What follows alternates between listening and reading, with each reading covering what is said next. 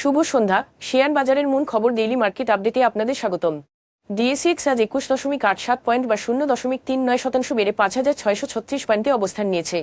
বাজারের লেনদেনের পরিমাণ ছিল 1,442 কোটি টাকা, যা আগের কার্যদিবসের তুলনায় 7.72% বেশি। শিল্প খাত থেকে খান ব্রাদার্স, পিপি উবেন ব্যাগ ইন্ডাস্ট্রিজ, বিপিবিএস কেবলস এবং জিপিএইচ ইস্পাত, টেলিযোগাযোগ খাত থেকে রবি আজিয়েতা ও গ্রামীণফোন এবং এনবিএফআই খাত থেকে লঙ্কাবাংলা ফাইন্যান্স ও আইপিডিসি ফাইন্যান্স আজকে বাজারের উত্থানে মূল ভূমিকা রাখে। খাতভিত্তিক আয়ের ক্ষেত্রে মিউচুয়াল ফান্ড খাত সর্বোচ্চ 5.36% বৃদ্ধি পেয়েছে, আর এনবিএফআই খাত দ্বিতীয় সর্বোচ্চ 4.98% বেড়েছে। অপরদিকে ব্যাংকিং খাত আজ সর্বোচ্চ 0.43% হ্রাস পেয়েছে। আজকের শীর্ষ 20টি লাভজনক কোম্পানির মধ্যে 5টি টেক্সটাইল কোম্পানি ও 4টি মিউচুয়াল ফান্ড রয়েছে। জিবিবি পাওয়ার, জেনারেশন নেক্সট ফ্যাশনস এবং রূপালী লাইফ ইন্স্যুরেন্স আজ সর্বোচ্চ বৃদ্ধি পেয়েছে। অন্যদিকে trust Islami life insurance, peoples leasing and financial services এবং শ্যাম্পুর সুগার মিলস ছিল শীর্ষ দরপতন হওয়া শেয়ার।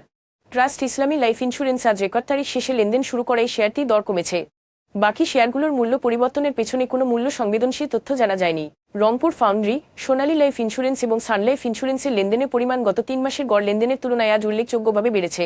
তবে এই লেনদেন বৃদ্ধির পেছনে স্বাভাবিক কোনো কারণ জানা যায়নি। আজকের শীর্ষ দুটি সংবাদ অন্তর্বর্তীকালীন সরকার খেলাপি ঋণ উদ্ধারের গতি বাড়াতে রাষ্ট্রায়ত্ত ব্যাংক ও একটি ব্যাংক বহির্ভূত আর্থিক প্রতিষ্ঠানের দায়ের করা দীর্ঘদিনের ঝুলে থাকা মামলাগুলোর দ্রুত নিষ্পত্তির উদ্যোগ নিয়েছে।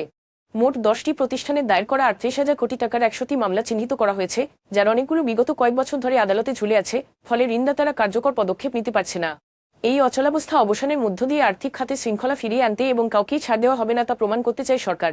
2025 সালের প্রথম 7 মাসে বাংলাদেশে পোশাক রপ্তানি যুক্তরাষ্ট্রে 21.68% বৃদ্ধি পেয়েছে। মূলত ভোক্তা চাহিদা বৃদ্ধি এবং চীনের সঙ্গে বাণিজ্য ও শুল্ক সামঞ্জস্যতার কারণে সরবরাহ বৃদ্ধি পাওয়া।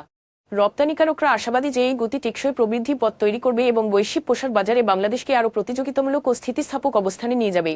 আজ এ পর্যন্তই। আগামীকাল আবার আসবো শেয়ার বাজারের নানা আপডেট নিয়ে। ধন্যবাদ।